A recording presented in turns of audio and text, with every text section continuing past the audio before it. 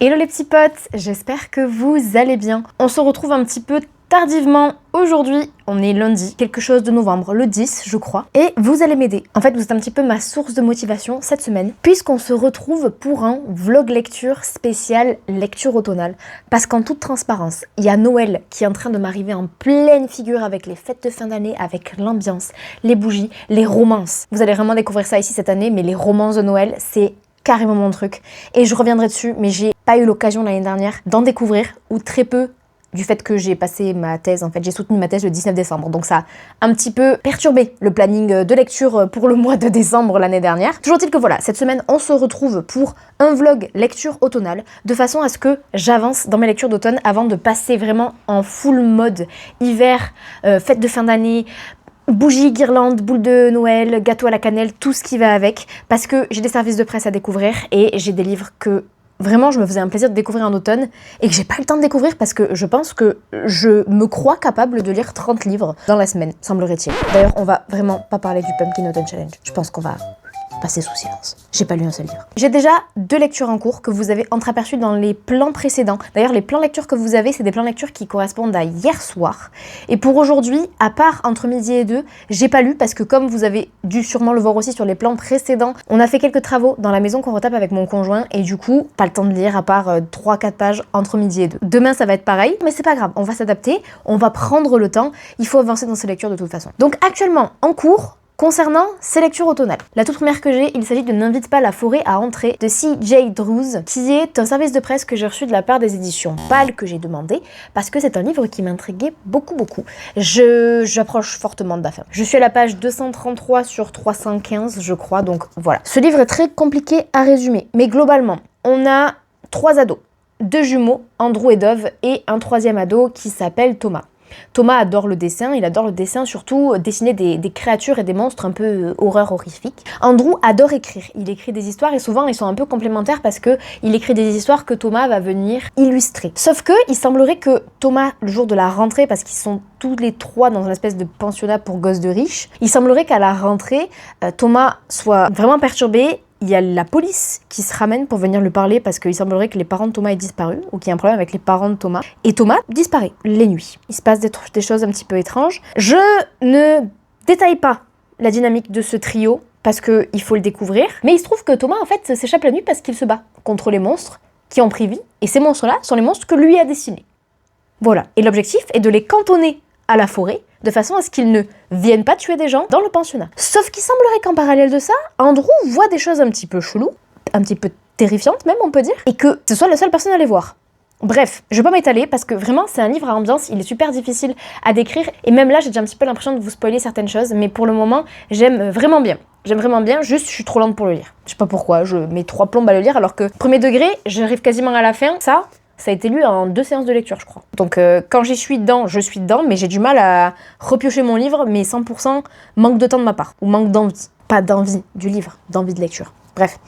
Et sur liseuse, j'ai aussi entamé le tome 2 de Peau d'âme, dont je vous ai parlé justement dans mon bilan lecture qui est sorti pour vous du coup la semaine dernière, me semble-t-il. J'ai beaucoup aimé le premier tome où on est vraiment sur une réécriture Female Rage du conte de Peau d'âne. Je l'ai reçu en service de presse numérique à travers NetGalley, donc de la part des éditions Gulfstream. Là, dans ce tome 2, j'ai au début trouvé que ça mettait un petit peu de temps à se lancer. Et en fait, une fois qu'on est lancé, on est de nouveau lancé. Ça suit directement la fin du tome 1, ce que j'apprécie beaucoup. C'est vraiment, on est sur une certaine continuité. Il y a des révélations là où j'en suis parce que, je vous ai pas dit, je suis à peu près 75% du livre, il doit me rester 1h10 de lecture, quelque chose comme ça. Il y a juste une révélation qui m'a fait un petit peu rire, dans le sens où j'ai l'impression que ça marche pas à l'écrit. C'est pas que ça m'a fait rire, c'est que ça m'a surpris. Et en même temps, il y a eu un espèce de décalage entre le moment où nous on le découvre et le moment où l'héroïne le découvre, mais je ne comprends pas pourquoi est-ce que ce décalage a lieu, parce que pour moi, à l'écrit ça marche pas, et à l'oral, je sais pas comment l'exprimer sans spoiler. Toujours est-il que je pense que, comme je le lis dans le cadre d'une lecture commune aussi, avec le club groupe de lecture qui s'appelle les Fringales littéraires, je vais échanger lors de la réunion du club de lecture sur ce second tome, parce que du coup j'ai des questions. Mais globalement ça reste dans la lignée du premier, et du coup je passe vraiment un bon moment de lecture. Donc voilà pour mes 2 lectures en cours, j'en ai une 3e lecture en cours en audio, qui est pas trop en lien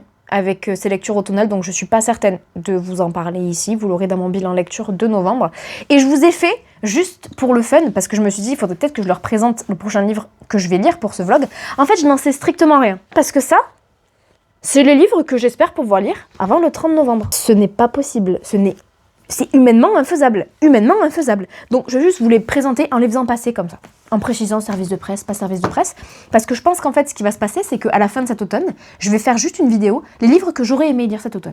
Parce que ça m'ennuie de pas les présenter, de pas les mettre en avant, alors que je rêve depuis des mois de les découvrir. Et encore que j'ai pas sorti mes Stephen King, mais j'ai pas lu un seul Stephen King, alors j'en ai 2 qui m'attendent dans ma palle. Et ça m'énerve. Ça m'agace. Les livres que je suis susceptible de découvrir à la suite de ce vlog. Nous avons Un passé englouti de Ava Reed, service de presse de la part des éditions Pal. Les ombres de Willowthorn de Estelle Faye, ma palle personnelle. Pas de service de presse. Northanger Abbey de Jane Austen, service de presse de la part des éditions Flammarion. Celui-là, s'il n'est pas lu là, je le lirai en hiver parce que j'ai une petite vidéo thématique, je vous en dis pas plus, de prévu pour cet hiver. Donc celui-là, il passera peut-être pas en priorité. Silverton de Ellie S. Green, service de presse de la part des éditions Gulfstream.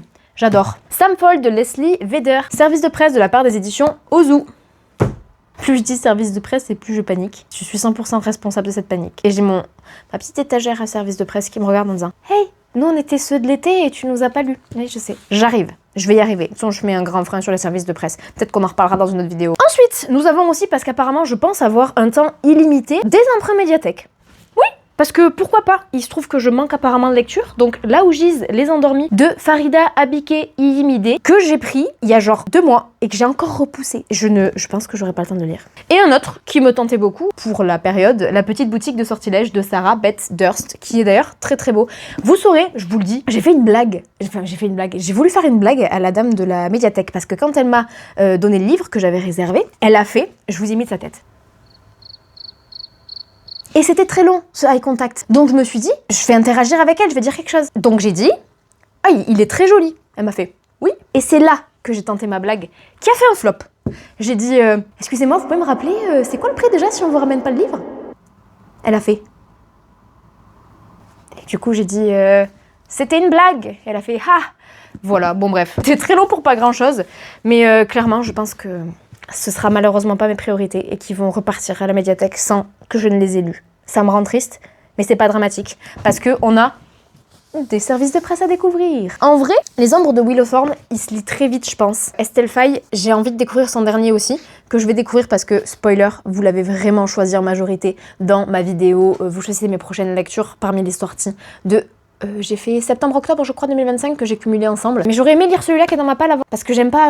comment dire, doubler les livres de ma palle d'une même autrice, c'est-à-dire que celui-là était là d'abord et il va se faire doubler par un autre et ça me gêne un petit peu. Donc voilà, mais comme c'est un livre de ma palle, peut-être qu'il faut que je priorise un petit peu les services de presse. On va voir. On verra ensemble ce que ça donne. Je sais même pas quand est-ce que ce vlog s'arrête, écoutez. On va passer un petit temps ensemble, ça va être super chouette. Je vais boire mon café, 19h40, impeccable. J'ai oublié de le préciser, mais comme je viens de reprendre ma lecture, je voulais vous en parler rapidement. Ce qui est assez fascinant avec ce livre, c'est qu'en fait, c'est Andrew, donc le frère jumeau, qui nous raconte cette histoire, celui qui écrit des romans. Je vous ai parlé, je crois, du fait que pendant l'été ou pendant la fin de l'année précédente, il s'est passé quelque chose. Il s'est passé quelque chose qui fait que Andrew a des cicatrices sur sa main. Ça parle beaucoup d'un miroir, quelque chose comme ça. Ce qui est fascinant, c'est qu'en fait, comme c'est lui qui nous raconte cette histoire, en plus du côté horreur un petit peu qui passe à travers toutes les descriptions de... Ça passe beaucoup par les descriptions un peu macabre, gore, en lien avec la forêt, comme le titre l'indique. On a beaucoup de descriptions un peu de... Comment expliquer? Ça parle de mousse, ça parle de terre, ça va parler d'asticots, on va voir des choses un peu glauques comme ça qui vont être décrites. Mais en plus de ça, on a ce personnage Andrew qui nous raconte l'histoire. Et Andrew, je pense qu'il a vécu... C'est mes suppositions, j'en sais rien. Je pense qu'il a vécu un traumatisme pendant cette fin d'année scolaire et que potentiellement, il ne s'en souvient plus. Le trauma fait qu'il ne s'en souvient plus. Et du coup, ça fait que on met continuellement en doute la parole en tant que lecteur, on met tout le temps en doute la parole de ce narrateur. Et on est tout le temps en train de se dire, mais attends, est-ce qu'il est en train d'imaginer quelque chose? Est-ce que c'est vraiment en train de se passer? Et l'auteurice joue vraiment sur cet aspect-là. On vient vraiment nous chercher et nous questionner tout le temps sur est-ce que je suis en train de lire quelque chose qui a vraiment lieu ou est-ce que notre personnage est en train d'imaginer certaines choses? Est-ce qu'il peut se fier à sa propre mémoire, à sa propre vue, à sa propre opinion? Du coup, ça met une ambiance qui est vraiment halloweenesque et qui est vraiment... J'aime bien. C'est vraiment les trucs que j'aime bien. Ça me rappelle un petit peu les romans de Small Village où on a un narrateur qui est... C'est très différent, hein, mais qui est très naïf et qui croit tout ce qu'on lui a toujours dit et qui découvre un jour qu'il y a autre chose. Mais c'est pareil, ça me fait le même sentiment, mais dans un contexte totalement différent, à savoir cette remise en question et ce doute continu sur notre narrateur.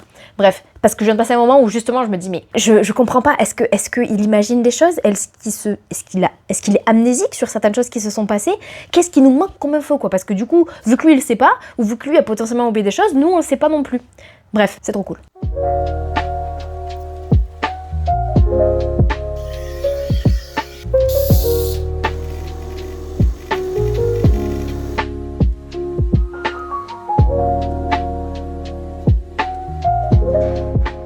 Ok, on est mardi, donc second jour de ce vlog.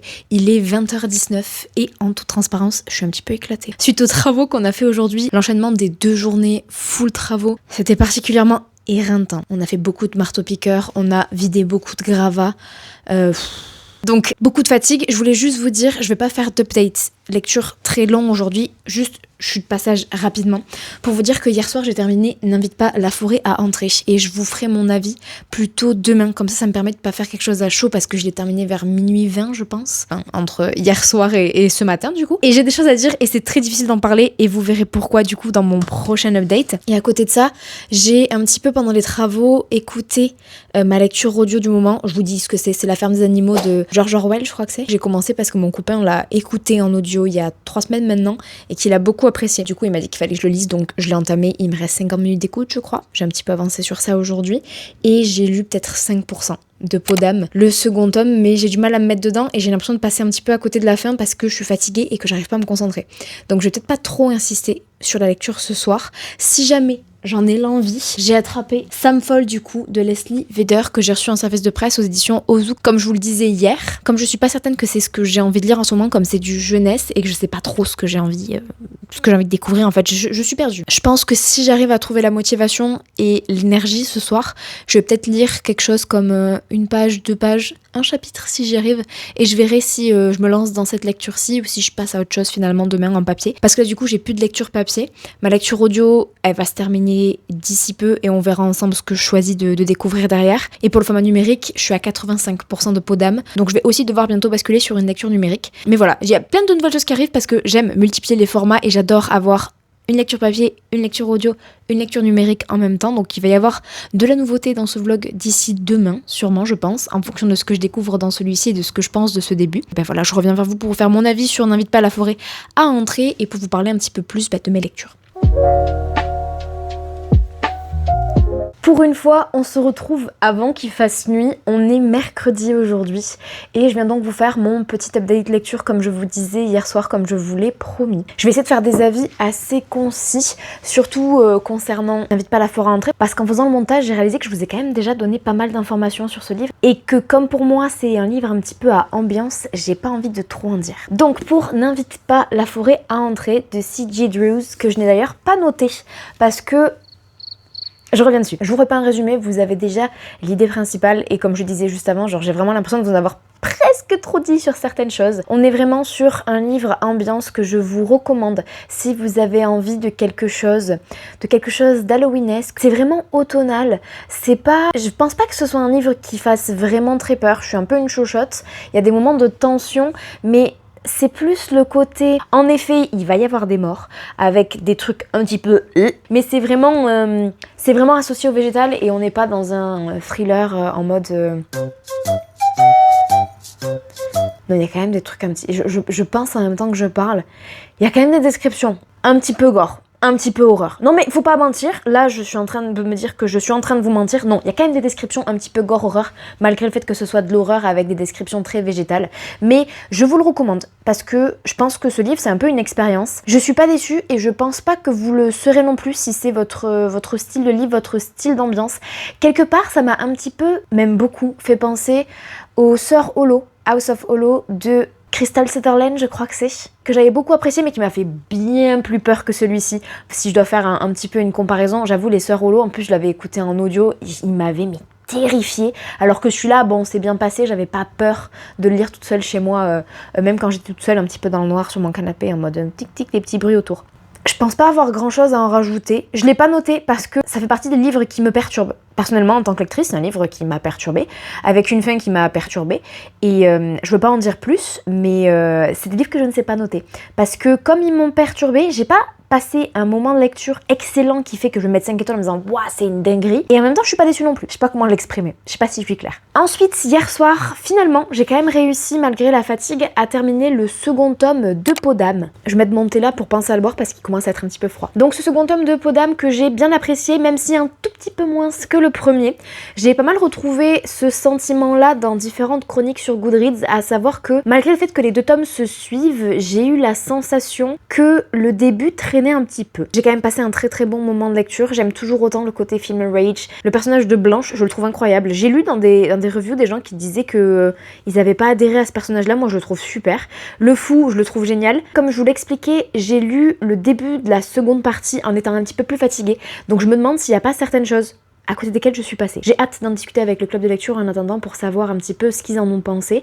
Et moi, je vous recommande chaudement cette duologie parce que je la trouve géniale. Et j'ai hâte d'acheter le second tome au format papier pour pouvoir voir les illustrations en vrai, en grand, parce que du coup, j'ai eu un service de presse le format numérique, mais c'est du noir et blanc et je suis sûre qu'elles sont extraordinaires en grand format sur du papier. Et sinon, à côté de ça, j'ai commencé 2 romans. Alors, hier soir, j'ai pas eu le temps de commencer Sam Foll parce que j'étais très fatiguée et en toute transparence, depuis ce matin, je cours partout. J'ai été levée très tôt parce que j'avais des outils à ramener, parce qu'on a loué des outils. Bref, j'avais un entretien qui s'est très bien passé par rapport au travail.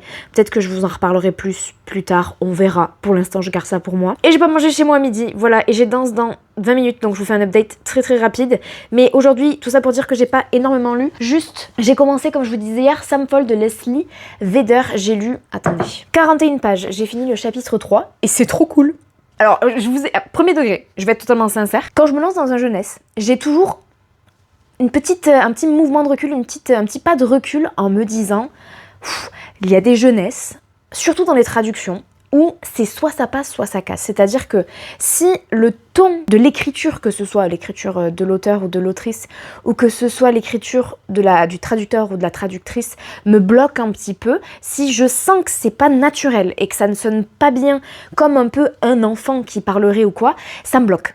Ça me bloque et du coup j'arrive pas à avancer. Il se trouve que pas du tout. Là pour l'instant on suit donc Sam, une jeune fille qui vit dans un monde un peu spécial. Je vous fais un résumé très bancal et très évasif parce que du coup je viens tout juste de commencer, j'ai vraiment lu 40 pages, mais là où j'en suis, on est dans un monde où on a un passage qui est possible vers le labyrinthe des âmes, qui est un endroit où se cachent des cauchemars et où les âmes un petit peu errent, que ce soit les âmes des morts ou les âmes des personnes endormis, parce que les cauchemars, certains sont inoffensifs mais certains sont agressifs et peuvent par exemple vous plonger dans un sommeil très profond qui vous fait passer cette frontière, arriver dans ce labyrinthe des âmes et donc vous errez dans ce labyrinthe jusqu'à ce que vous réussissiez à vous éveiller dans le monde réel. Et donc Sam, elle a la faculté, la possibilité d'aller dans ce labyrinthe avec beaucoup d'aisance et elle peut communiquer un petit peu avec les cauchemars et de ce que j'ai compris, elle est dans l'illégalité parce qu'on n'a pas le droit de faire ça. C'est-à-dire qu'il y a des brigades qui sont là pour encadrer tout ce qui concerne ce labyrinthe des âmes et les cauchemars et pour justement les enfermer, les ramener ou les tuer même pour certains. Et Sam, elle les protège un petit peu, surtout les plus inoffensifs, elle s'y attache beaucoup, elle communique avec eux alors qu'elle n'a pas le droit.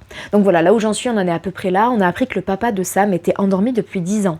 Donc c'est-à-dire que son âme erre dans ce labyrinthe des âmes depuis 10 ans, sauf que c'est pas supposé être possible parce que normalement c'est 1 an maximum et au bout d'1 an notre corps se cristallise de ce que j'ai compris et donc le cristal je crois éclate et on meurt, quelque chose comme ça. Bref, très très intriguée par ce premier tome et j'ai commencé par contre hier soir avant de m'endormir, en plus au format numérique, un autre roman que j'ai reçu en service de presse parce que j'avais oublié, j'avais demandé beaucoup de services de presse un peu en mood automnal sur NetGalley et il y en a un qui s'appelle The Unusual Hunting of Edgar. Je vous mets la couverture par là, je ne sais plus et je ne me souviens pas du nom de l'auteur. Je l'ai commencé, j'ai lu 6% hier soir. On va être ici sur une cosy romance paranormale queer, si j'ai bien compris. De là où j'en suis, là par contre, en plus j'étais un petit peu fatiguée, je crois que je vais pouvoir relire ce que j'ai déjà lu en tout cas à la fin pour pouvoir me remettre dedans avant de vous donner mon avis et vous faire un petit résumé. Mais j'avance là-dessus et je reviens vous voir au plus vite.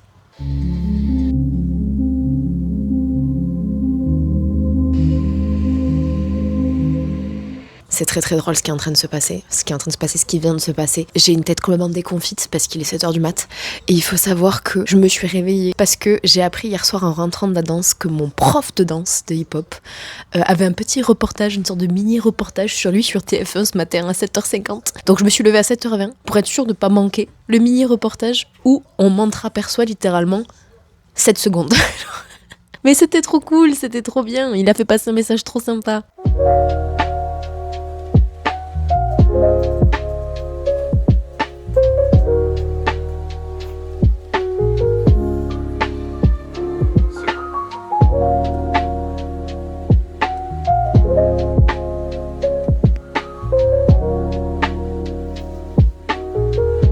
Petit update lecture à la lueur d'une bougie, j'espère que vous y voyez quand même quelque chose, mais j'ai honnêtement la flemme d'allumer la grande lumière. J'ai aujourd'hui pas grand chose à vous faire comme update, parce que concernant le livre que j'avais commencé au format numérique, je vous le mets par là parce que vraiment je suis pas certaine du titre, The Most Unusual quelque chose. J'ai du mal à rentrer dedans. J'ai essayé de relire quelques pages hier soir et en fait je crois que je suis pas dans le mood. Du coup ce que j'ai fait aujourd'hui, c'est que je me suis penchée à fond sur Sam Fall, qui est donc le jeunesse que j'ai commencé hier et que j'aime énormément. Pour compléter un petit peu le résumé que je vous en avais fait, je crois que je vous avais parlé un petit peu du fait qu'on suivait cette jeune fille qui avait accès au labyrinthe des âmes.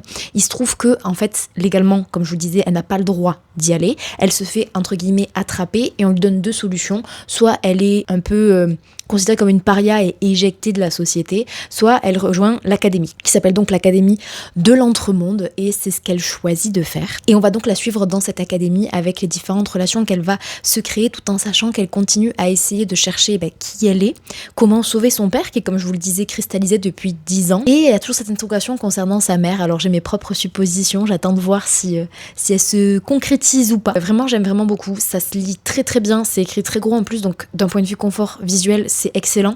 J'ai passé la moitié, je sais pas si ça va faire le focus, j'en suis à la page 236, je pense, j'espère l'avoir terminé pour demain, comme ça vous aurez mon avis, et en fonction, il y a des chances que j'arrête ce vlog lecture demain, comme ça fait vendredi, petit vlog du lundi au vendredi, ça me paraît pas mal. Et à côté de ça, je voulais juste vous parler un petit peu visionnage, parce qu'il se trouve que je suis pas quelqu'un qui regarde beaucoup de films et beaucoup de séries, ou alors par période. Quand je m'y mets dedans, mais sinon je peux passer 3 mois sans regarder un film ou une série sans aucun problème. Et donc là récemment, je suis un petit peu dans un mood film-série, et j'ai regardé plusieurs choses, je pense que vous l'aurez vu sur les différents plans. Tout d'abord, ça va totalement dans ce mood automnal, je pense que comme la majorité de tout Booktube et Bookstagram, j'ai regardé Frankenstein, donc la nouvelle version qui est sortie sur Netflix, que j'ai absolument adoré. J'avais lu le livre il y a 2 ans maintenant, il y a 2 automnes, parce que je l'avais lu en automne quand j'étais en échange universitaire en Espagne. J'avais d'ailleurs acheté une édition en VO à Cadiz, dans une petite librairie que j'aimais tout particulièrement et qui me rend actuellement très nostalgique, j'ai envie d'y repartir. Et j'avais bien aimé le livre dans le sens où c'était un classique particulier, intéressant, et j'ai aimé l'originalité derrière tout ça et la façon dont c'était écrit d'un point de vue organisation du récit. En revanche, j'avais eu un petit peu de mal à rentrer dedans. Je trouvais que c'était dense et que j'avais du mal à me sentir intéressée, emportée par l'histoire. Là où, pour le film, par contre, je n'ai eu strictement aucun problème à ressentir. C'est comme si les deux s'étaient complétés pour moi, c'est-à-dire la spécificité du texte et le film, avec toutes les émotions qu'il fait ressentir, c'était mélangé et j'ai absolument adoré. Et à côté de ça, je regarde 2 séries aussi en ce moment, 2 animés très exactement. Je regarde L'Attaque des Titans, que j'avais laissé complètement abandonné, parce que j'avais regardé quelque chose comme 14 épisodes il y a 4 ans. 5 ans, quand c'était sorti, je sais plus, je me souviens pas. Et après, j'avais jamais repris. Et mon frère a terminé L'Attaque des Titans il y a plusieurs mois maintenant, et il ne comprend pas pourquoi est-ce que je ne regarde pas. Donc il me bassine en me disant, tu vas adorer, la fin, ça va vraiment te plaire, il faut que tu regardes. Donc j'ai repris. Et j'en suis au milieu de la saison 3 actuellement. Je regarde un petit peu 2 épisodes par jour, à peu près. Et à côté de ça, j'ai commencé aujourd'hui aussi un nouvel animé qui s'appelle Bloom, qui est dans un style totalement différent, une espèce de petite romance très mimes entre 2 lycéens qui sont dans des lycées rivaux, entre guillemets. Donc on a un lycée pour filles de riches, privé, et un lycée public un petit peu connu pour dans le côté tout le monde se représente ce lycée comme c'est tous des grands méchants là-dedans, il y a que des gens dangereux et des gens pas fréquentables. Bref, et la fille va donc au lycée privé pour filles, lui va dans ce lycée public, et il se trouve qu'ils se rencontrent dans le cadre travail de la mère du jeune homme. Je me souviens plus du prénom, j'ai regardé que 2 épisodes, d'accord, soyez indulgents, c'est avec un R, mais je ne sais plus comment est-ce qu'il s'appelle. Et en fait, lui, le protagoniste masculin, sa mère tient une pâtisserie et il va l'aider des fois, et tout le monde a un peu peur de lui parce qu'il est grand, un peu baraque. Enfin, j'arrive pas trop à comprendre pourquoi est-ce que tout le monde a peur de lui, parce que le mec est littéralement très BG en fait, juste il est grand, avec des boucles d'oreilles. Est-ce que c'est les boucles d'oreilles ? Je ne sais pas. Je n'ai pas les codes. Toujours est-il que tout le monde a peur de lui, sauf cette petite fille toute mimes là qui va au lycée et qui adore manger des pâtisseries et qui est donc tout le temps dans cette pâtisserie. Enfin, tout le temps. Pas tout le temps, mais elle va finir par y aller tout le temps pour pouvoir le croiser. Bref, c'est très mimes, ça me fait rigoler. Je suis en mode, ils sont trop kiki. 100% mon truc. Sur ce, je repars lire pour essayer d'avancer un max dans Sam Foll. Je vais regarder 2 épisodes de l'Attaque des Titans. Je vais manger et on se retrouve demain.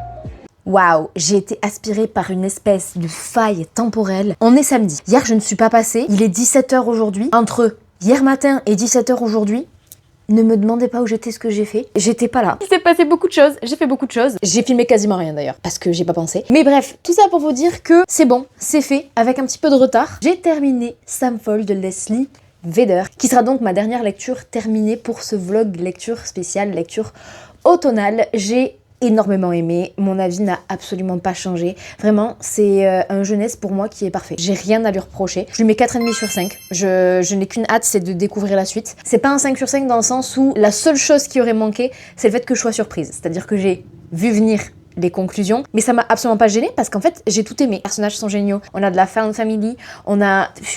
J'ai trop aimé. C'était ultra original. Lisez-le. Si vous lisez du jeunesse, lisez-le. Et si vous lisez pas de jeunesse et que vous connaissez des jeunes lecteurs, achetez-le. Parce que il est incroyable. La suite sort en 2026 et croyez-moi bien quand je vous dis que je vais courir en librairie pour l'acheter.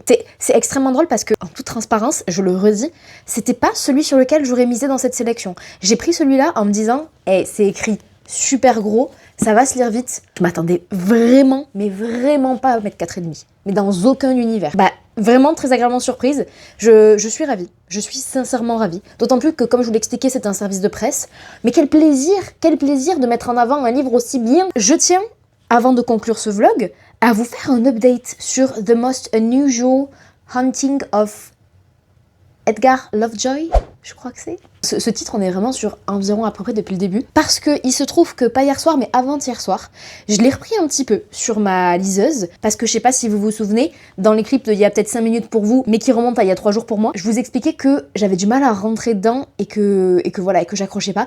Mais zéro niette, pas du tout. En fait, j'étais juste fatiguée. J'ai rattrapé le livre pour juste lire une page ou deux. Je me suis retrouvée à lire 30 pages sans m'en rendre compte. Parce qu'en fait, on est clairement sur une cosy romance queer. Il y a le petit côté paranormal. Parce qu'on a 2 personnages. Un personnage qui organise des espèces de soirées à thème dans des lieux abandonnés et un personnage qui voit des fantômes et qui est traumatisé à l'idée de voir des fantômes. Genre, il ne supporte pas cette idée-là. Il passe sa vie dans la crainte en se disant je vais encore passer pour un fou parce que je vais rentrer dans une pièce et je vais me retrouver avec un fantôme qui va venir vers moi.